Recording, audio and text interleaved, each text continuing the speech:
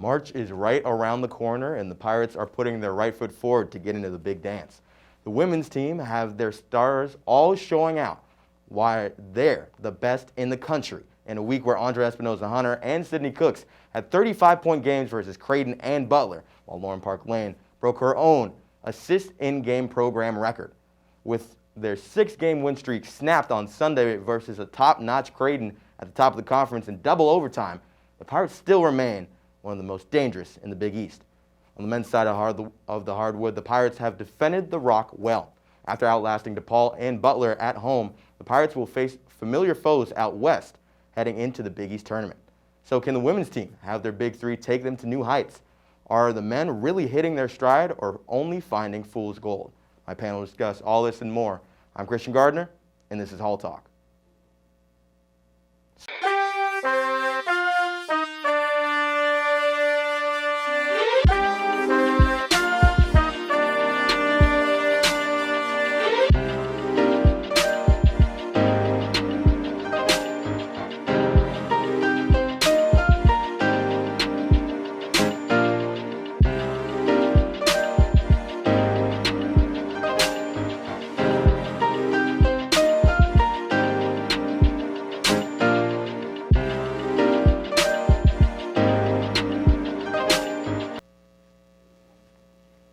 Welcome back into Hall Talk. I'm now joined by my panel, ready to duke it out. Michael, Federico, Jimmy, Bliss, got some love for the Pirates. How are we doing today, guys? I'm doing great, Christian. It's a great day to talk some Seton Hall sports. Yeah, Christian doing good as well. Big time of the year for both the men's and women's teams, so let's see what they got. Big time of the year indeed, as we're only a few days away from March now, fellas. But with that, this women's team is firing on all cylinders. And it's all because of their three big stars, Lauren Park Lane, Andrea Espinoza-Hunter, and Sydney Cooks. Talked about them in the open. Lauren Park Lane re-breaking her own record, and Sydney Cooks, a huge transfer throughout this entire season, 35 points in that same Butler game, and Andrea Espinoza-Hunter on senior day, 35 points from her. But for you guys, for this team to be successful, who has to be the one leading the way? Who's the most important Pirate for this team right now? Yeah, the most important Pirate is Lauren Park Lane. She has 24 assists. She was leading the Pirates in 24 of the 26 games that they played this season, and they have a 12-6 record when she records 5 or more assists. So when you have someone who is passing the ball around, ball movement is the most important thing in basketball, as we know one person cannot carry the whole team. If she's moving the ball around, she leads the team with 191 assists. Now, to put that into perspective, the second person is Andrea Espinoza-Hunter with 64. So that just shows you how much Lauren Park Lane means to this team and how well she creates this offense for the Seton Hall team. Yeah, it's definitely a good person to bring up. I had Lauren Park Lane in my notes too, but just for argument's sake, I'm going to go with a different player. I'm going to go with Sydney Cooks. I think Sydney Cooks' emergence this year has been particularly impressive. She's averaging 13 points per game, just had 35 points her last time out. And we've seen a lot of good things from Andrea Espinoza-Hunter and Lauren Park Lane, both this season and last season, but they haven't really had a consistent third scorer. Now that Sydney Cooks has stepped up to the plate and has had a very, very good season, I think she's going to be huge. You can't really guard a big man the same way that you can guard a guard or a wing player like Andrea Espinoza-Hunter. You need to clog that lane, and if you clog that lane because Sydney Cooks is having such a great game, that opens up opportunities for other players. But if you have to be on the wings trying to guard the 3-ball with Lauren Park Lane, Andrea Espinoza-Hunter, then Sydney Cooks is going to feast on the inside. I mean, Sydney Cooks was just so dominant against Butler, Jimmy. And there was even a point during that Butler game, a fan wanted to point out how Sydney Cooks had the same amount of points as the Bulldogs did in that one. But her play down low, she's almost unguardable sometimes in the post. She has so many different ways that she can score outside, inside, and Lauren Park Lane, Michael, the vision, and quite frankly, she has the clutch gene. I mean, in that last game against Creighton, she had only 2 points in that first half. In the final, I guess, half and overtime, 22 points and completely dishing it out. Great vision from her. But the other person that we couldn't highlight as much, Andrea Espinoza-Hunter. And she has transferred into this program and really taken South Orange by storm.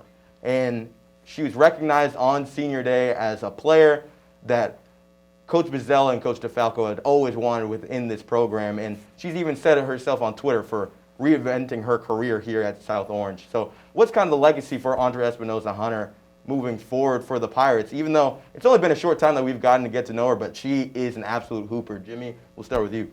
Yeah, I think that it's kind of a loose term nowadays, but I think that you can call Andrea Espinoza-Hunter almost like a campus legend here for Seton Hall.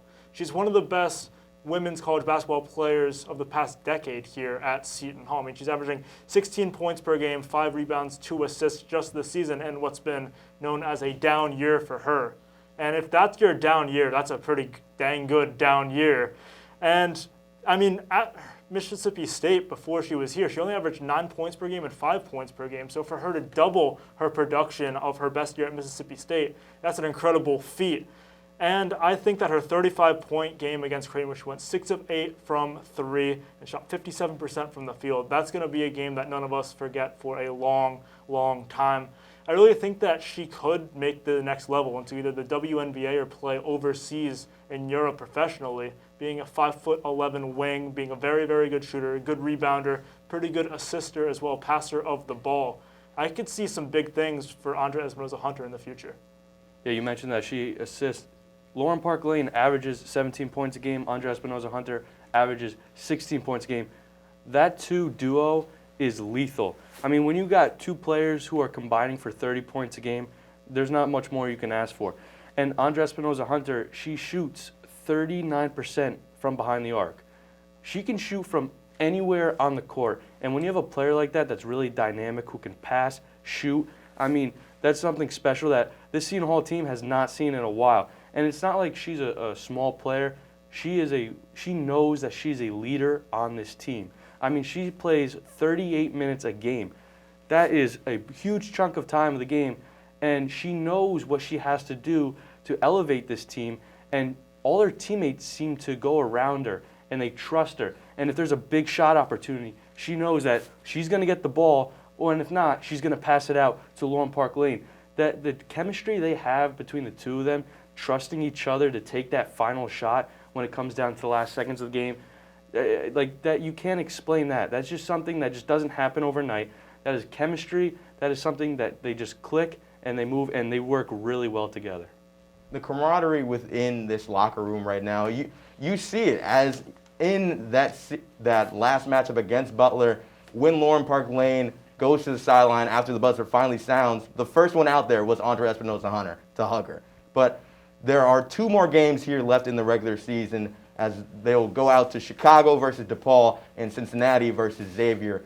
Guys, let's get into these matchups a little bit. What are you looking towards? Can the Pirates continue their momentum that we've seen over the past month in February? Was Creighton really just a hiccup or something more? Michael, we'll start with you. Yeah, the Pirates are currently 15-11. They're 10-8 in Big East play. After they got off to a slow start in the beginning of the season, where we thought this team was not the team that they were supposed to be. You know, preseason, they were projected to finish very high in the Big East. They were projected to be a very good team in the Big East. And they got off to a really slow start. They played a lot of tough opponents. And we started to question how well this team played well together. Well, as of late, they've been on fire. Obviously, Creighton is one of the best teams in the Big East. But watching them play against Creighton, fighting, going into those overtimes, and just, that was the highest scoring game I think I've ever seen in Walsh Gymnasium. And we watched the men's team take down Nia College, and they scored over 100 points. And that says a lot, because this women's team, they show that they're special. And if they can win out against DePaul and Xavier and win in the Big East tournament, they can even make the big dance in March, which they're not even in the conversation right now, which I think is just straight up disrespectful because of how well these two stars play together. Yeah, there's some good points, Michael. Then this team is they've won 7 of their last 8 games, so they are on fire. They're one of the most dangerous teams right now in that Big Eastern Conference. Against DePaul, I'm not so sure they're going to get the win in that one. I think DePaul is just a little bit of a better team right now. The last time that they played against DePaul, they lost by 20 points, and that was at home in Walsh Gymnasium. So flying halfway across the country to go play a team in Chicago, completely different than playing a home game. I'm not sure that's going to happen. DePaul is right on that bubble as well. They're a last 4 in / first 4 out, depending on who you ask, for bracketology. So against DePaul, I think that they're going to put up a good fight, but I don't think that it's going to be good enough. I think they're going to lose that game. Against Xavier, I think that Seton Hall is a better team than Xavier. Xavier, they're 9-17 overall and 4-13 in the conference. I think it'd be a huge, huge disappointment if Seton Hall were to lose this game. But I think that this is not a shoo-in game, but I think that it's pretty much a lock for Seton Hall to win. As long as Sydney Cooks, Andrea Espinoza-Hunter, and Lauren Park Lane are on their games, and if Maya Jackson returns as well, I think that game's done and dusted. I think definitely this could be a 2-0 week. DePaul is an annual big player here in the Conference of the Big East, but Xavier a little bit lower on that totem pole. But fellas, with only 2 more games left, they can only move up to the 5th seed. But we saw how good February could be for the Pirates. Is this more of a sign of that them being really the most dangerous team in the conference and could make any noise in the Big East? Jimmy, we'll start with you. As much as I would like to say, yes, they're the most dangerous team in the Big East, Christian, I'm not so sure I can necessarily say that. I think between UConn and Creighton, you have 2 of the best teams in the country. I mean, it's not even like Creighton is even in the top 25 at this point, but I'm not sure why they're not. They're 20-7. They're 15-4 in the conference in the Big East, which is a very, very good basketball conference. And UConn, of course, they're 14-1 in the conference. They're 20-5 overall, always ranked in the top 10. If Seton Hall were to get some of their kinks out, if they were able to go ahead and beat some of the teams that they're supposed to beat, like early on in the season, they weren't able to beat some of the out-of-conference teams that you would expect them to beat. But they weren't able to do that. If they did that, there'd be a whole different conversation right now. They wouldn't be at 11 losses, which for most teams that disqualifies them for tournament play.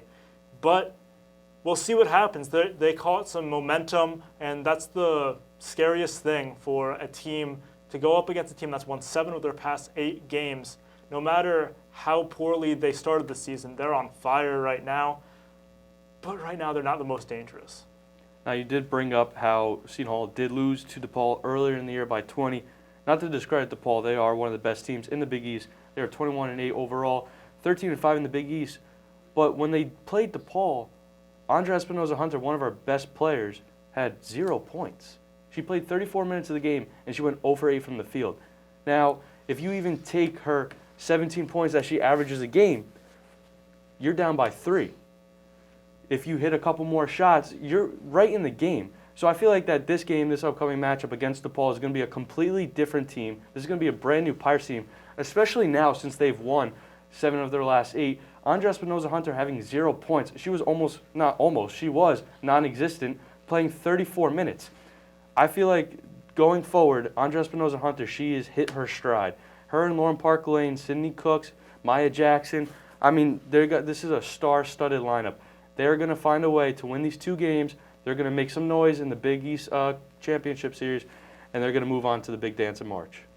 Michael, I'm leaning towards you right now because the way that these 3 stars are playing, they are some of the best, not only in the conference, but in the country. Lauren Park Lane, I think she can definitely battle for a Conference Player of the Year award in her senior season next year. I'm just sad I won't be there to see it. But moving forward onto the other side of the hardwood, we're going to hop over to men's basketball. This women's team is so stout and making a lot of noise, but this men's team still has a lot of prowess to them. They took down DePaul, which was a lot closer than I anticipated going down on Saturday night. But then another Butler win. Guys, what are some of your biggest takeaways from those games? Michael, we'll start with you. Yeah, DePaul game was way too close for comfort, if you ask me. DePaul, obviously, we lost to them earlier in the season, and that was an uncharacteristic game for the Pirates. They let DePaul score 95 points. The Pirates this season are 14-0 when they hold their opponents under 70 points. So seeing that and watching them score 90 on us so easily, it was really concerning. However, as of late, for this last 6 games, the Pirates have held their opponents to an average of 66 points, and they've been winning. So that is the key. Even though we know that the Pirates are struggling offensively, the key is defense, and defense wins championships. And when the Pirates are playing well defensively, just like against the DePaul game, Freedom Liberty took the last shot. Great defense by Jared Roden and Alexis Yetna for them to, shut. He didn't have an easy shot. He airballed that, but he was contested very heavily. And Miles Cale, who actually fouled out that game, he had 5 fouls, 2 points, but he was there for defense. And Coach Kevin Willard says that he knows that Miles Cale is the best defender on his team, and that's why he put him on DePaul's best guy, because he knew that he would lock him down. And the first half, Freedom Liberty only had 2 points. And then Miles Cale fouled out in the second half, and Freedom Liberty went off. So that just shows you the impact that Miles Cale has on this team and their defense. And hence why defense is the most important part for this Pirates team. Are we going to keep up with top scorers like Baylor, Gonzaga, teams like that? Absolutely not. But the way we can win those games is the way we're playing defense. We're nitty-gritty, we're physical, we're scrappy, and that's the way that this Pirate team plays. So, Michael, what you're saying is defense wins championships? 100%. And will it win the Big East championship? I believe so. Big East is one of the most physical, scrappy, defensive teams. I mean, we're in end of February. Only crazier things are going to happen once we get to March. Because, as we know, the Big East, there's no such thing as a pretty game in the Big East. Everything is ugly. Everything comes down to the last couple seconds. I mean, upcoming matchup we have is against Xavier. And that Providence game went to 3 OTs. That was insane watching. I feel like it's going to be the same thing moving forward for the Pirates. We have no idea. It's so unpredictable. We don't know what's going to happen. We just know it's going to be a scrappy game. And we can't even use the word ugly because that's just what the Big East is. It's going to be a Big East end of February matchup. Yeah, those are some good points there, Michael. I'm going to keep this one a little bit more straightforward, a little bit less time-consuming by just saying these past 2 games were pretty ugly. And I know you said the same thing, but they were extremely ugly for Seton Hall. Beating DePaul by 2 points, that's just unacceptable for one of the bottom dwellers of the Big East. And Freeman Liberty had 22 points. He was phenomenal in that one. Thankfully, Jared Rhoden was able to have an 18-point, 18-rebound game to pretty much secure the Pirates the win. But getting outscored by 7 by DePaul, you just can't do that. For someone like Kevin Willard, who's a very, very good adjuster, and not being able to adjust to the level against a team like DePaul. If it's Villanova, I get it. If it's Creighton, I get it. You know, some of these big dogs, UConn, I get it. It's DePaul. You need to be blowing the doors off of DePaul if you're going to be a good tournament team. Against Butler, almost the same thing. It was not a very, very good game. They blew a 15-point lead in that second half. I was doing some homework, and I looked down at my homework. I was doing some stuff for Professor Pace, and by the time I looked up, it was a 3-point game. After having a 15-point lead, and then they hit some free throws late, took the lead. You can't be doing that either. So these are some games that, yes, you're winning. Yes, I know every Big East game is a big game, and every Big East win is a win. All wins count for the same. But right now, I'm a little bit concerned about this Pirates team moving forward. 2 very, very ugly wins. I know they're wins, but they're very, very ugly and very concerning as far as I'm concerned. They're definitely not beautiful every time when you're talking about Big East basketball. It just seems the top of the conference can fall to the bottom of the conference very quickly, and the Pirates were nearly a minute away from getting swept by DePaul. But, fellas, let's get into this a little bit more because there's one player that Pirates fans have been asking for since middle of January. The one, the only Bryce Aiken, and he was concussed after giving out a foul out in Marquette on January 15th, and it doesn't look like that we'll be seeing that much of Bryce for the rest of this season. But Kadaria Richmond and the man that's standing right there between you guys, Jameer Harris, has been huge throughout this entire season. So they've been trying to figure out that offense, fellas, and it seems like they may have. Do you think they have finally figured out what to do without no Bryce Aiken? Yeah, I definitely think they have found out this offense. I actually wrote down in my notes the 2 players that you mentioned. Kadaria Richmond is averaging 8.9 points in a game, 4.1 assists, and 3.9 rebounds. Watching him in person is something special to watch. He is a magician with that ball. He looks like a globetrotter. The way he's passing the ball around, the way he has open looks. I mean, he creates shot opportunities for Pirates that slide to Bryce Aiken. I don't think that Bryce Aiken would be able to create. Bryce Aiken is a shoot-first kind of player, whereas Kadaria Richmond, who is only a sophomore, might I add, is a pass-first player. He creates plays for his teammates, which help.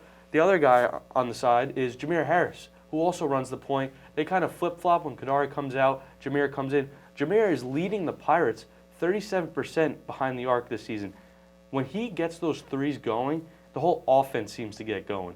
And, when Jameer Harris hits a three, it's not just the bench knows. It's not just the other team knows. The whole arena knows because Jameer Harris is yelling at the student section, pumping them up, yelling at the other team. When he gets back on defense, he's slapping the floor. When he hits threes, they are big threes and they are game-changing threes. So I really think that between Jameer Harris and Kadari Richmond, they make a nice duo, just like how Alexis Yetna and Trey Jackson trade off.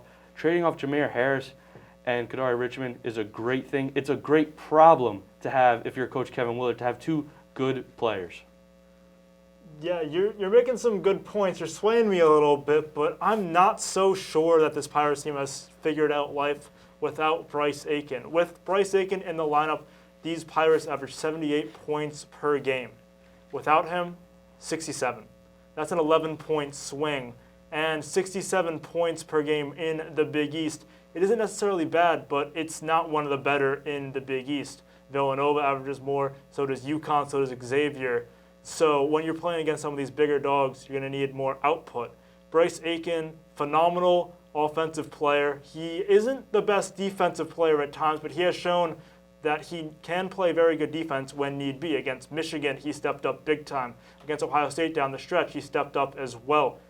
But Kadari Richmond isn't the same type of player as Bryce Aiken is. Kadari Richmond, he's a pass first, just like Michael said, rather than Bryce Aiken, who is a score first player. But Kadari Richmond, when he gets players involved, it's not really as involved as what Bryce Aiken would have the offense look like.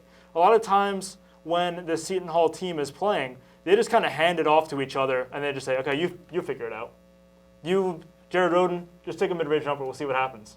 And Jared Rhoden, as great as he is, when you're unable to create space, get good looks, this offense looks anemic at times, and it's a little bit worrying that they don't really have an offensive game plan without Bryce Aiken. It's just every man for themselves, cross our fingers that these balls get into the net. But at this point, they need to figure out a little bit more offensively. They're doing good defensively, but they need to figure out offensively what to do without Aiken. Yeah, Jimmy, I'm going to have to disagree with you there because you mentioned that they score 67 points a game without Aiken, but as we see over their last 6 games, they're holding their opponents to 66 points a game. And if my math is correct, 67 is more than 66. So if they're playing defense, like I mentioned earlier, defense wins championships, they got no problem. I understand scoring. Everybody wants to see a high-scoring game, but a good defensive game wins championships. And that is proven as of late. The Pirates are on a little bit of a run. They struggled after the COVID break, and they started losing games. Bryce Aiken got out, and then Coach Kevin Willard had to figure out, all right, how do I replace his shoes? And I wouldn't say Kadari Richmond and Jameer Harris are filling in Bryce Aiken's shoes because they're playing their own game. They have their own style. Their defense is helping them so tremendously right now, and that is the reason why they're winning games. Well, Michael, I'd hope that you'd be keeping the likes of DePaul and Butler under 67 points per game because if you aren't, coach is probably going to get fired. Listen, DePaul, 64 points. Butler, 60 points.